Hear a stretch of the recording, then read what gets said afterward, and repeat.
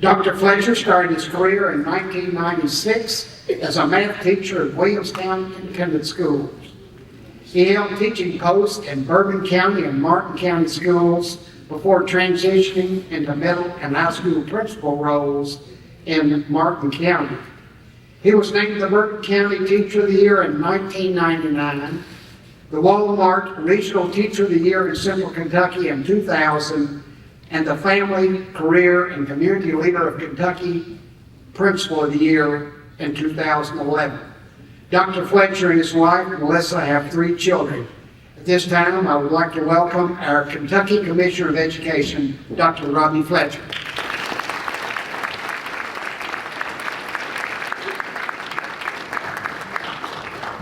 I do have something to share before I start talking a little bit about education in general. I took a video of every single person in the room while that skit was going on, and you, by signing in today, are part of the substitute teacher draft in your own districts. So, again, you didn't know what you signed. You know that fine print says, as duties assigned by the superintendent? Yeah, we're familiar with that, right? Well, as duties assigned, as a retired, no, first of all, thank y'all so much for your service. Thank you for what just happened here. It's the best life I've had in a week, I promise. Except when I deal with my own children. That's probably the only other time it's maybe a little fun. But that being said, thank you for your service as a retired teacher, and thank you for your continued service. Because so many of you still serve in our local school districts and serve our students on a regular basis. So I want to thank you. I do want to take just an opportunity to introduce you a little bit more. And every time I hear that, that little bit of a story behind Dr. Fletcher, I'm like, man, I've been at this 40 years at least, it seems like, with all that going on. But it has been a busy career. It's been a blessed career. I'm very thankful to be where I am today. But that being said, just a little bit about who's Dr. Fletcher. And I want to give you a little bit of family background. This won't come as a surprise to my family that's here from Martin County. See you guys back there. All the folks from Martin County. But I'm going to ask you to do something that I didn't do as a teacher, I didn't like as a teacher, but if you want to participate, pull out your phone for just a second. Pull out your phone for just a second. And I know that so many of you have grandkids, you got Facebook ready to go. But what I want you to do is to type in the war on poverty and Fletcher. Type in into your Safari and whatever browser that you're using. Type in war on poverty and Fletcher. Click until you find a black and white picture of President Johnson. So for many of us, and again, in 1964, President Johnson declared an unconditional war on poverty. But whenever you're dealing with a war, in order to get some backing, you have to have a face. The face of that gentleman that's in that picture is my cousin, Tom Fletcher. That happened in Martin County in 1964. For those of you who haven't been to Martin County, in 1964 it was an adventure to get to Martin County. It really was. Now again, that's 10 years before I'm born. I am 50 now. But the president came to declare a war on poverty, and the face of poverty became Tom Fletcher. To give you a little bit more about the story behind that, my dad tells the story about what really happened. That porch that you see was not actually Tom Fletcher's house. It was staged. Imagine that. Tom's house was back on a hill a little bit. So the president and first lady couldn't get up the hill, so they actually moved it down closer to the road, put a porch. And all those kids were actually Tom's. They were family members. No, don't get me wrong. I've got a large family, and I'll share that with you in just a second. But that picture became the face, the landscape to fight the war on poverty many years ago. To add to that, I'm from a very large family. Some of you may think you're in a big family, but I think I may have the record. Some of you are like, maybe, maybe not. My dad is out of a family of 11. That's on the Fletcher side. On the Jude side, my mother's side, there's 22. I have 31 aunts and uncles, and that's not including the ones that married in once or twice. And no, I'm sorry. But I tell you those two stories to tell you this. I'm very familiar with what poverty is. I had a father who worked very hard in the coal mines but was laid off. I had a mother who was at home every single day waiting for me and my sister, and yes, my parents only had 2, so they're the black sheep of the family. But I understand fully what poverty looks like. I understand what it means to have obstacles. I understand the struggles that students go through each and every day. So as I went through, I really learned the value of public education. I saw Robbie. Now, by the 4th time, I said, "Tell you we'll do that again." He said, "No, it's getting kind of odd now." And so we might not want to do it again. But that was the first that I had the opportunity, just one of many, that I got to be a part of because of public education. And I thought about Frank Baldridge and what opportunities he gave me. I don't want you to forget those opportunities that you provided. I guarantee there are hundreds, maybe thousands of students, just by those who are impacted in this room, that have similar experiences that you may not even know about. Maybe you gave them a little bit of hope. Maybe you got them ready for that math test, and they didn't think they could pass. Maybe you helped them fill out a scholarship form. The impact that you have made can't be measured. And you may not have an idea of it on this side of heaven. So, after graduating from Shelton Park High School in 1992, I knew what I wanted to do. I wanted to teach. I went to Morehead State University, math, physics background. Taught at Williamstown. Anybody from Williamstown here? Williamstown Independent, my very first job, 2 years. In 98 to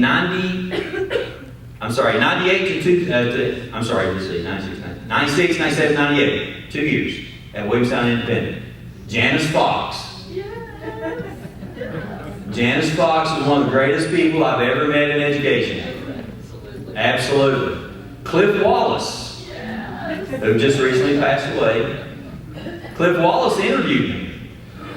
And I could tell you some stories, but I'm afraid they'd come back to haunt me about Cliff Wallace, but super guy. Bourbon County. After that, I got married to the love of my life.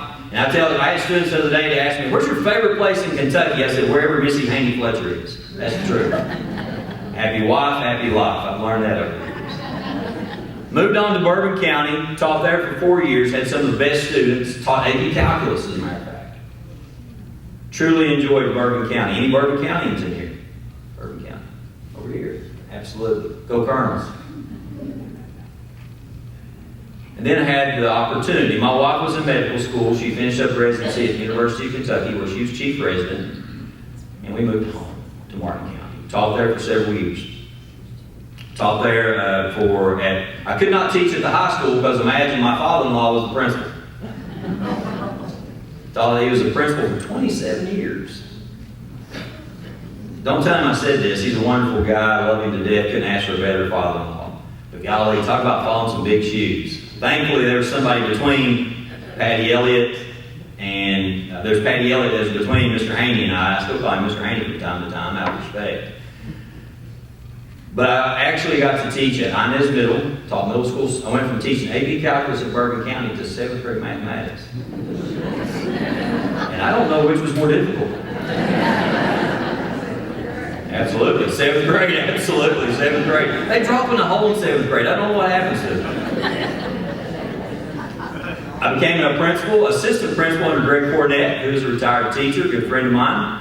I was assistant principal at Inez Middle, head principal at Warfield Middle, where I went to middle school, as I shared earlier. and then went on to Sheldon Clark, where I truly enjoyed being home. And then the opportunity to go to Lawrence County came up. And one of the things that was not shared in that bio was that's really where a lot of my focus changed as an educator. Instead of trying to meet test scores, it became more about trying to meet the needs of students.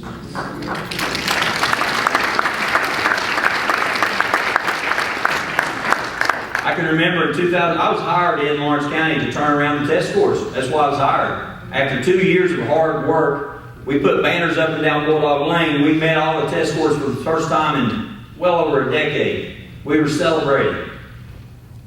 I was happy. Everybody was happy. The students were, I thought, happy. And I had someone come to me and say, this is great that you met all these goals in testing, but is your school really relevant? Oh, I'm sorry, what? We just made test scores that we've been working for over a decade here. We just now achieved that. Again, the question, are you relevant? I wanted to fire the person. Let's just be honest. But thankfully I did. And about 2 weeks later, I had a student who came to me and said, Dr. Fletcher, I want to drop out. You don't offer what I need to be successful. I want to be a welder. And then there were more and more students that came with stories similar to that. You're not offering what I need. And that's why we turned our focus around to look at not just career technical, but dual credit. What opportunities are we going to give kids to be successful once they walk out our doors? Yes, we want to make sure they have a foundation in math and reading, absolutely, without a doubt. But also, too, we want them to be successful. We want them to remember. We want them to have the opportunity to dream. We want them to have the opportunity to persist and the opportunity to succeed. So it leads me to applying as commissioner. And I had a few friends when the commissioner job came open that said, hey, Robbie, are you considering this? Absolutely not. Why would I leave the job at Lawrence County? I've been there for a decade. And then I had a couple other good friends that, are you considering this? So I started praying. I said, Lord, take me where you want me to be. Kept praying, and then of course one night my wife said, the Lord can't work unless you apply.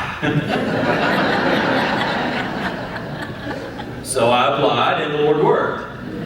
But now that came back to bite her, let's just say that. She was a physician in Martin County, been there for almost 2 decades. And believe me, I'm going to tell you this, I'm going to brag about my wife, highly beloved by our community in Martin County. Not only as a physician, but as a person. And then the University of Kentucky contacted her indirectly and said, we have a job open. Because we moved to Georgetown, and they were allowing her to do some telehealth and things of that nature. So she started praying about it. And guess what she heard from me? Lord can't work unless you apply. And she did, and she's now the assistant professor of family medicine at Georgetown for the University of Kentucky, and she's seeing patients there in Georgetown. So the Lord really worked out things for us. Now, that being said, why apply? Yes, the Lord worked, but you got to have those reasons why. And I'll tell you, there's 3 reasons. Right now in the Kentucky Department of Education, we really try to build all our decision making on 3 pillars, if you will. The very first one, and you're going to hear a lot of this, is vibrant learning. We want every single student to have vibrant learning opportunities. And you may say, well, what is that? I'm glad you asked. We define vibrant learning as activities that are going on in the classroom that are relevant and useful and meaningful to students. Passion projects, project-based learning, work-based learning, defenses of learning, internships, apprenticeships. That's what we're looking for our students. Yes, we want them to have the background in math, reading, science, social studies, but we also want them to be able to apply that and walk out the door. Let me give you some examples. And I took some time this morning to write down some things I'm seeing across the state. And this may not be a surprise to some of you, but as commissioner, I was so thankful to get to see these. For example, in Somerset, Do you know that we have the national champion solar car drivers in the nation in Somerset? Somerset designs with their welding class and their engineering class a solar car that has competed against other companies that are backed by billion-dollar corporations and has won the national title in solar car racing. That's happening in our schools. That's happening in Somerset. I think Johnson County also has a solar car now. And they have been into the younger division, the newer division, and have been very successful too. Here's another one. Do you know that we have teacher apprenticeships now where students are getting paid to be teachers aides in high school in Nelson County? So they're spending part of their day getting their dual credit classes, but they're also in the classroom acting as teacher's aides, having the opportunity to teach, develop lesson plans as an apprentice. That's happening in our schools. Also, too, I may add that we've, just kind of an aside here, we worked with KRTA, Kia, as many of us knows, and we helped introduce a bill with Senator Janine, Senate Bill 253, whereas if schools have their own Grow Your Own program for teachers, that they can take dual credit during their days in the classroom, then they can go on to a four-year university free of tuition. We got some headway, and if you see that bill come back around, I hope that you'll support that. But can you imagine, and again, we're trying to incentivize districts to have grow your own programs, so if you have that dual credit opportunity in your regular classrooms, then when they go on, it's tuition free. And what we're doing, we're aligning a lot of the funds that are already there. The teacher scholarships are already there. It will take another probably $3 to $4 million. But honestly, that's a rounding error in the state budget. What better investment to invest in students who want to be teachers? Also, tiny houses. For those of us who are from Eastern Kentucky, imagine a tiny house project. You have a group of students. Basically, you get a trailer and you get materials, and you have your engineering class design a tiny house on this trailer. Then you have your carpentry class to build it, your electricity class to wire it, your art class to paint it, your business class to manage the budget and prepare it for auction in Pikeville at the Expo Center. You sell it, and then that money comes back with whatever you make, and then the process starts over. That is vibrant learning. As a matter of fact, I'll share one story. There was one of those buildings, one of those tiny houses that were sold, and a gentleman from California purchased it.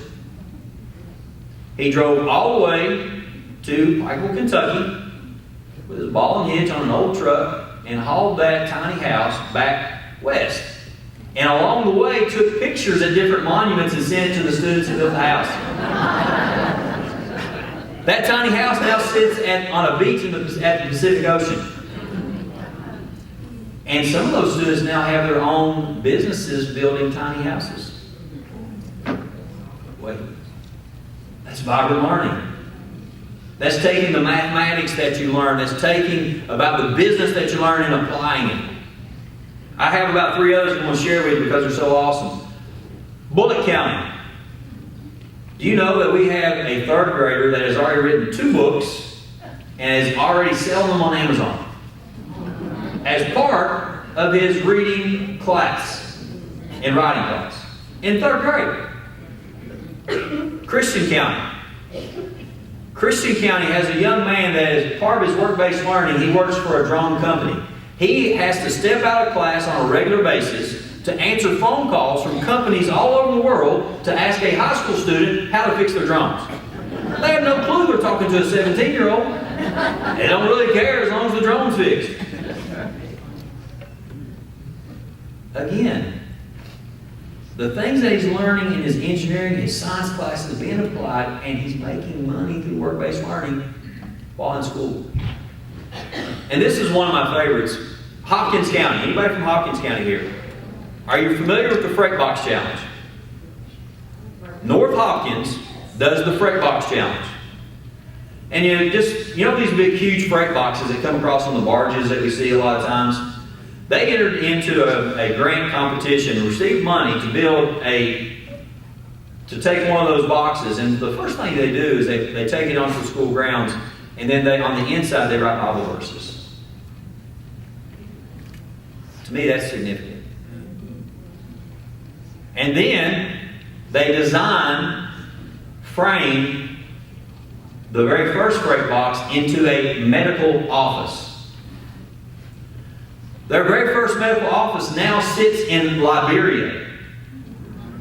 It is the only medical office in that community. And that was built in Kentucky.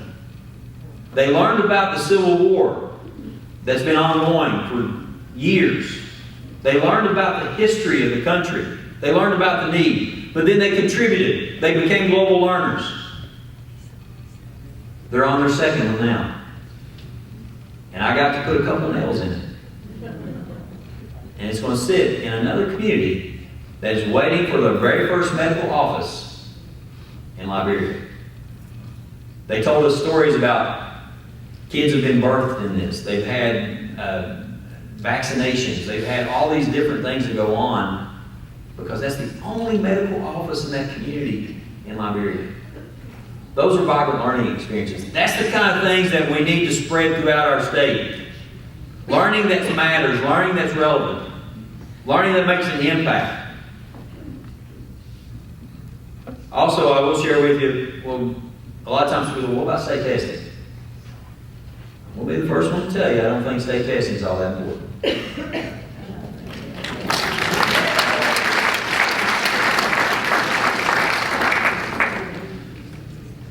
Unless you use it for the right purposes. So what we would like to see is state testing to change so it's kind of a through-year process so that teachers automatically get the information that they need to make instructional decisions the next day. As opposed to take the test the last 2 weeks of school, get the data in November after those students have already moved on. We can do better. And we need to do better.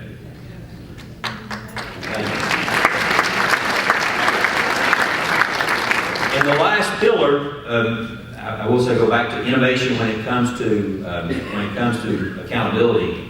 We are promoting local accountability models. What's important to you in your community? I'll give you an example. Let's go to Logan County. Logan County has a local accountability model where they take into account for state testing, also their MAC testing, STAR testing, things of that nature, into achievement. They also have a growth component, not change, but growth. They also have a readiness component, but the fourth part is student well-being. One of the indicators that their community asked for was what percentage of our students are involved in co-curricular, extracurricular activities. We want to be held accountable for the percentage of our students that are being involved outside the classroom.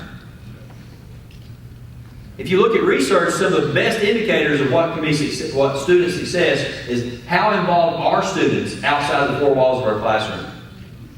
So if a student is on the football team, or on the chess team, on the academic team, maybe they were in a drama production, maybe they were part of the choir, they are being active outside the classroom. Maybe they're a JRTC.